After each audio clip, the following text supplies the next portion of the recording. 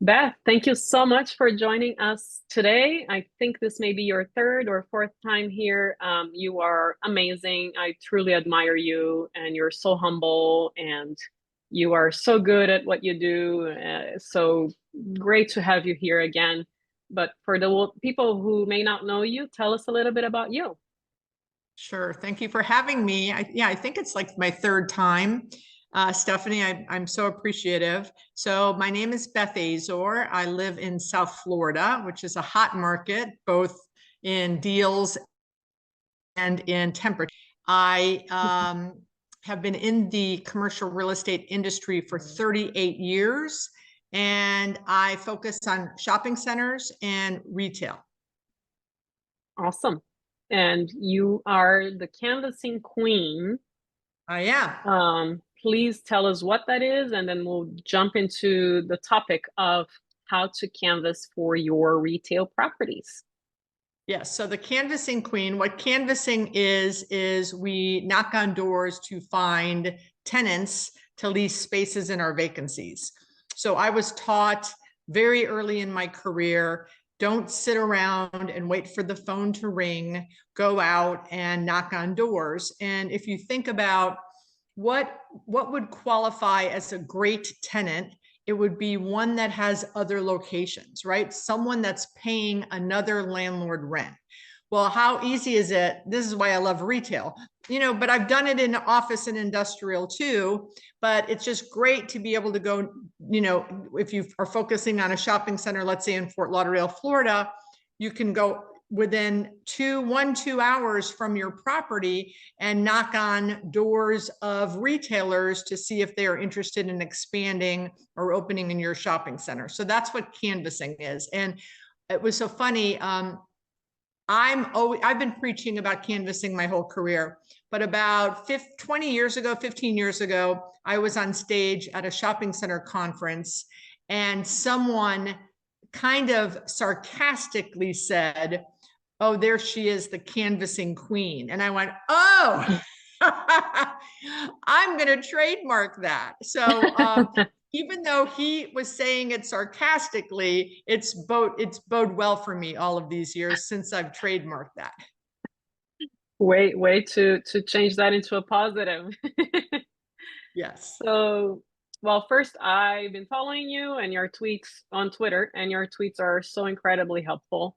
And recently, well, two that I can remember recently. One, you took a picture of a truck that you were driving by, and you're like, here, guys, that's one way to canvas. And the other one was that you put a flyer, you gave the multiple flyers to fill out a center, a bigger center, I believe.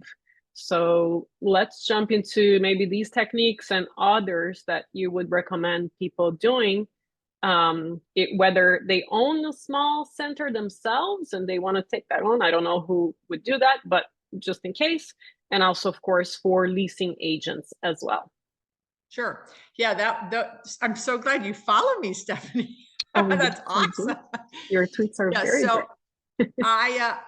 the one with the truck I posted, you can find prospects everywhere. So I was sitting at a red light, and there was a van at the across the way from me, and on the bottom of the van, I think it was a plumbing supplies company, and at the bottom they had like 5 locations listed. And so I always tell my students or my leasing agents who work for me, if someone has one location, it's a 50-50 shot if they want a second. If they have 3, 4, or 5, they definitely want more. They're in the expansion business. So that was why I took a picture of that, saying, hey, everyone, open your eyes. This is a business. They have 5 locations. Here are their locations. So now I know that one of my shopping centers was a hole in their donut of locations. And I literally from my car called the place, and they said they weren't interested in my area, but they gave me 2 other areas, and I know friends that own properties there, so I sent my friends the information. So there are prospects everywhere. There are prospects on bus benches, where you're driving down and it's, hey, have a smoothie, and then they list multiple locations under the bus bench. So I'm always looking for for prospects. I love getting the little magazines that they hand out at doctor's offices or pediatrician offices, where it's the little community magazine. I grab those, and then on the weekend, I go through them, and I have found tons of prospects, because what does it tell you if they're advertising in a magazine? They've got money, because we know the first thing that goes if a tenant's not doing well, a business isn't doing well, is marketing. So now they have another location and they have money to spend on marketing. Ding, ding, ding. So I'll call them. I just did a deal with a men's clothing store that I found an ad in a magazine. Called them up. I said, hey, I've got this property. We'd love to have men's clothing. And they were very interested. And within 90 days, they were open in one of my properties. So that's that. And then the flyers, it's just easier, you know, when I say to people, well, when you go canvassing, well, people go, well, I went canvassing and it didn't work. I go, well, how many times have you gone? Once. Okay. Well, yeah, nothing works when you try it once. So, but someone goes, no, I've gone a few times and it just doesn't work. I said, well, what do you take with you? What materials? They go, a business card. I'm like, okay, that doesn't work, because businesses, retail owners are very busy, right? And if let's say they're not at the store, and you get a clerk, a gatekeeper, and you hand them a business card, the business card goes on the guy's desk in the back little office. So now the owner comes in and he sees a business card. Well, Azor Advisory Services tells them nothing, versus the one that I posted on Twitter that you saw. I an assignment. So I actually lease a property in Cleveland. So I own shopping centers in South Florida, but I have an assignment I'm working on in Cleveland, where I took over a 15% occupied mall, and we have signed 49 leases in 2 years. Oh, congratulations. That's so quite a tall order. I met over 1,800 businesses in Cleveland personally in 2 years. So that's how you do it. That's how you sign 49 leases. But so I realized that because the property was in downtown Cleveland, lots of office buildings around, and the food court only had 2 or 3 tenants, but because we got their sales, we knew that they were doing very well.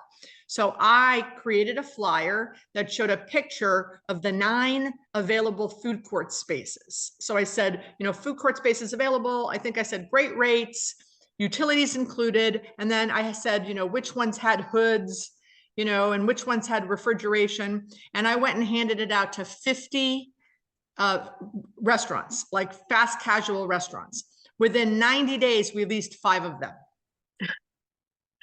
Yeah, so that's amazing. Flyers where the guy can come into the store and the gatekeeper goes, oh, this lady dropped this off, but it's got, here are 9 food court spaces. This one has a hood. This one doesn't have a hood. This is the mall. You know, it just is better than a business card. That and face-to-face, in my opinion, is fantastic. People will tell you a whole lot more when you're present versus over the phone, because you can build a rapport and all of that. And they pick up off of your energy and things like that. So let's say somebody says, oh, you know, call me 6 months from now. What would you do?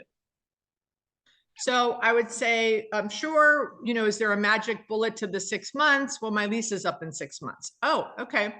So that's excellent. We would love to talk to you in 6 months. Can I ask how long it took you to sign your lease here? Oh, a year. Yeah. Oh, it took you a year. Okay. So yeah. So if we talk in 6 months and your lease is up in 6 months, will your current landlord give you holdover rights in case we haven't made a deal very quickly? So I'll just try to ask him some questions, but let's say he says, call me back in 6 months because my lease is up in 18 months. Okay, no problem. I'll give you a call back in 6 months. Now, what I might do between now and then the 6 months is, let's say it's a bike store. I might Google alert. First of all, I'm definitely going to Google alert his name and business, so that if anytime he's in the newspaper for something, I can then text him, hey, saw that you opened another location in Atlanta, Georgia. Congratulations. I'll reach back out to you in June. or if I see any articles about, you know, bikes, whether it's a bike riding race, whether it's, you know, maybe there's the race in Europe where they ride bikes, and I'm sending him articles because I want him to remember who I am. I don't want to show up in 6 months and he already, oh, so sorry, you're late. I signed up with someone else, right? Because I'm a month late. You know, timing is everything. So I'm going to try to give him value in terms of, without pressuring him on, do you want my space? Do you want my space? Like, I'm not saying any of that. I'm just saying, remember me, I'm the girl from, you know, Jones Plaza. By the way, we just signed Miami Heat Panther store. They're killing it out of the box. They did 200,000 last Saturday. So I'm giving them feedback on my property. And I'm not telling him I signed a nail salon. I'm telling him I signed a use that I think he would like to hear, right? Or I signed a hobby store, a remote control hobby store, and they had their grand opening, and the first month they did, you know, whatever. So I'm giving him feedback about my property, not asking him, is he ready yet? And I'm trying to send him information to add value to his life, just so that I remain top of mind. So, and I probably will go back in the 90-day mark, and he should know who I am because I've been respectfully consistent with providing him information via email or text in the meantime. Yeah. And as you're saying all of these things, I'm thinking of myself as a property owner. That's absolutely what I would want to hear. Not pushy, but you're on top of the communication. And now I'm starting to remember who you are. And because you're following up multiple times, even if you don't reach out within that, you know, let's say 2 weeks that I'm looking at starting the search, I will remember you because you're probably the only one or maybe two that have been following up and providing value. So and that I know a lot of your audience are buyers, right? Investors. I do this too with properties I'm trying to buy. I was just telling you, or I think I was just telling someone else on my last call, I finally, after 14 years, have joined a partnership of a property in my area after 14 years. And someone said, well, you know, what'd you do over those 14 years? I said, well, I'm, you know, so my partner's 90.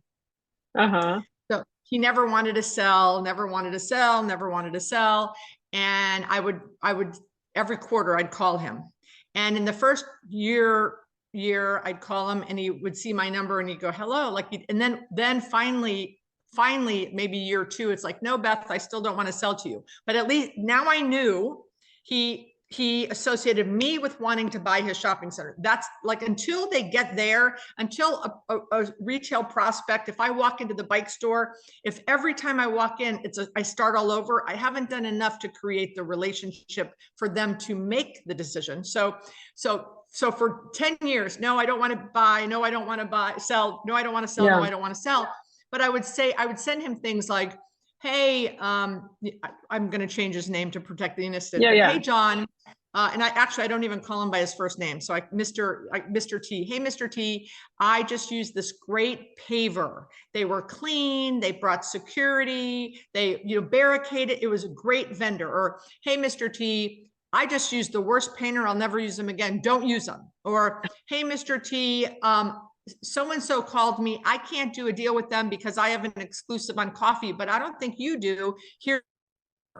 So building the relationship to where now 14 years later, he had a partner who wanted to sell and he called me, he said, hey, I have great news. I have a partner who wants to sell and none of our other partners want to buy her out, but you should come in and buy. So I got to buy a piece. And then within 6 months, we were talking and meeting and he said, I've decided that my 5 kids aren't the ones that should be taking this property over. And I'm turning 90 this year. So we're going to create documentation in my will. And then over the next couple of years that you'll become a bigger and bigger partner. So as of January 2nd, I'm a 12% partner. And a year from now, I'll be a 22% partner. Wow. And if I hope that he continues to be around for a long time, like Charlie Munger, but if he doesn't, I have the first right of refusal. Wow. Wow. This alone, guys, please. This is huge. Great example of following up and keeping in touch. There is nothing else that needs to be said there. Phenomenal. Congratulations. You deserve it. Well, I'm excited. You deserve it. With regards to canvassing, is there anything else that you want our audience to be aware of, or any other tips you want to cover before we move into our next topic? Sure. I think probably the last thing that I want to say, which is really the most important thing, is when you walk into a space, in a retail space, you never ask for the owner. Now, I know there's been decades of sales training that says, get to the decision maker. But I promise you, the listener here, the watcher, that if you walk in and say, is the owner here? You're going to put just, you're going to hammer your foot. It's just a terrible thing to do. For first of all, if the guy or the gal is the owner and you walk in and say, is the owner here? They're immediately going to say, why doesn't she think I'm the owner? And he's going to lie and say, no, the owner's not here. If you walk in and it's a gatekeeper, it's a young person, it's a clerk that's working the retail store, and you say, hi, is the owner here? You've just insulted them. Why don't they think I could be the owner? It's just a lose battle. So I walk in and I say, hi, I own shopping centers in the area. What are your expansion plans? The clerk says, oh, that's not me. I said, oh, okay, it's not, so now, and I said, well, can I give you a flyer? Do you know if the company's ever thought about expanding? And I'm treating them like they really know what's going on. Look, I have an assistant who, she's my director of operations. She's been with me for 20 years. When vendors call, like roof vendors, or I don't know, she's the boss. I don't deal with that. She's the person, but they're always like, is Miss Azor there? Like they just treat her like she's not important. But anyone that treats her with importance, like she's might be the decision maker, she gets their attention. So 90% of the time I walk out by speaking with the gatekeeper with the owner's name and number, because I treated the gatekeeper with dignity and respect. And a lot of times they're the gatekeeper. So you can treat them with not respect and say, I'm not allowed to give out that information. I never hear that. Ever hear that. They always give me the information. And then the same thing is if I walk in and they are the owner and I just start talking to them like they're the owner, very quickly the guy says, well, I'm the owner. I'm like, how did you know I was the owner? I just got that last week. How'd you know I was the owner? I go, I treat everyone like they're the owner. And he goes, oh, that's a good move. So, but yeah, so don't ever walk in and say, hi, is the owner here? Because you won't get very far. So don't do that. So that's my biggest tip of anytime anyone says, what's your biggest tip of canvassing? That's it. That is huge, and agreed 100%, even with assistants, right? As you said, they are the gatekeeper. They have the remote control to open or close the gate or tell the person that they work for, look, these people have been following up very respectfully, or whatever they say. And that is 100% true. Thank you for bringing that up. Would love to switch gears. As my entire audience knows, we never get paid for anything. We don't have advertisers, so this is not paid at all. This is really because your conference is fantastic. It is my third year that I will be attending, and it was huge. Has been huge, incredibly valuable, because I met so many incredible people that actually things happened for potential properties and partnerships out of meeting people at your conference. So I would love for you to share with the audience what the conference is about and what you're going to be talking about, and take it from there. So 5 years ago, I learned that of all of the commercial real estate investors in the US, only 3% are women.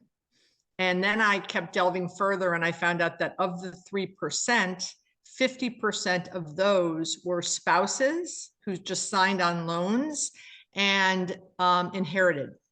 And so you and I represent 1.5% of all of the, we're part of the 1.5% that invest in commercial real estate in the country. So I found that deplorable. And at the time, I think I was 58. I'm 63. And I have a goal, Stephanie, by the time I turn 70 to get that number to 10%. I don't know how I'm going to track it. All I know is last year, I asked everyone to stand up who had invested for the first time that a year prior had not. And I think 25 women stood up. So I know, and that's we had 160 women in the room. So I know that we're making an impact. And so how are we doing it? So why are women not investing? So I've learned, at first they said, well, I don't have the money. I don't have the $1 million. And I said, okay, well, you don't need $1 million. So I knew that was education. And well, it's too complicated. And so I said, well, do you invest your money at all, or is it under the mattress? Oh no, I invest in the stock market. Oh, and that's not complicated. So I delved and they're like, yeah, that's complicated. I mean, my Netflix stock dropped 80% last year. That's complicated. How did that happen? Yeah. Yeah. So then, well, I'm afraid of the risk. Okay, I understand that. That's a valid reason.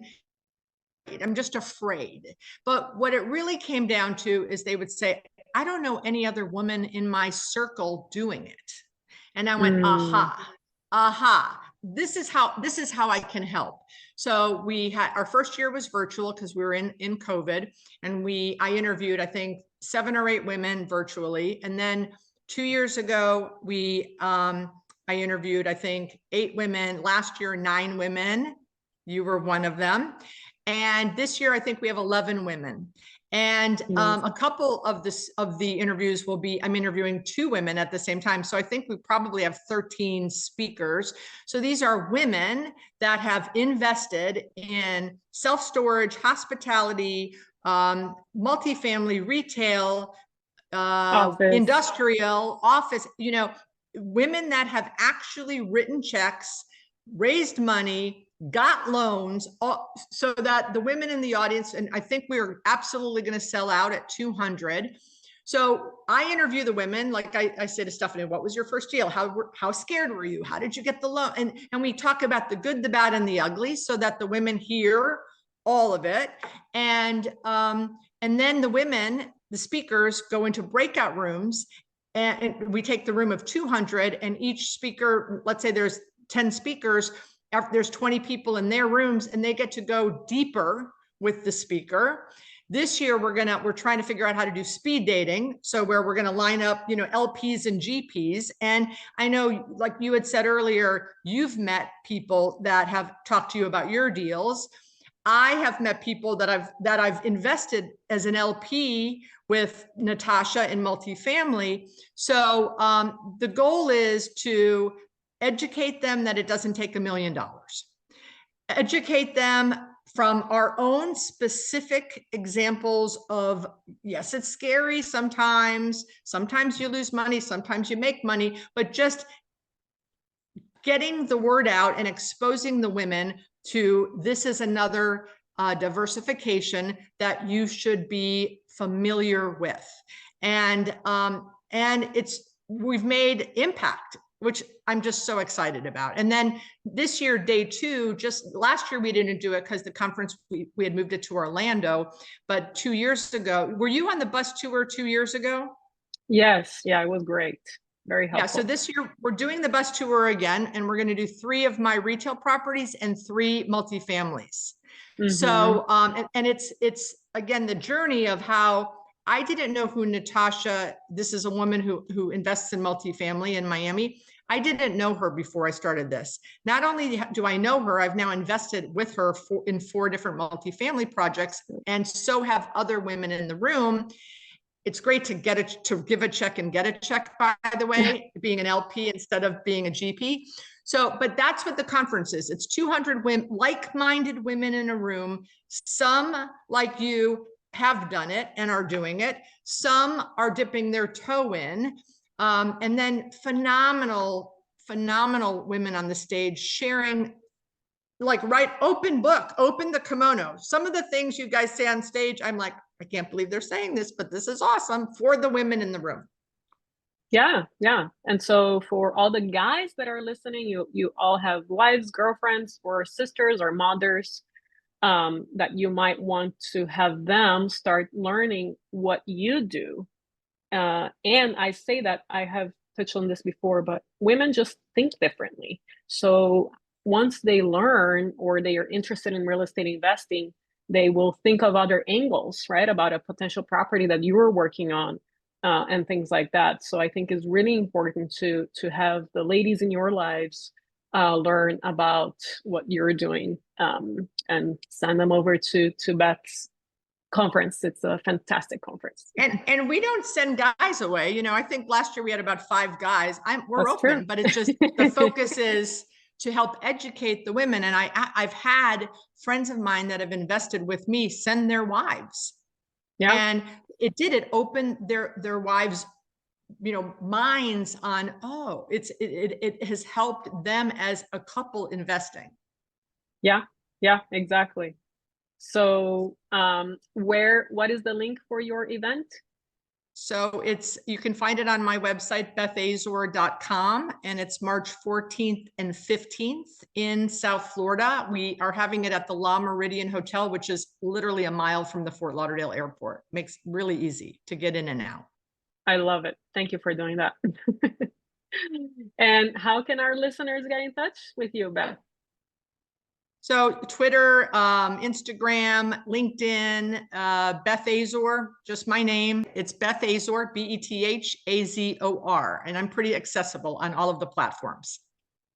And I think your Twitter has something else in the end. I Oh, think Beth there's Azor one. one. Yeah. Yes.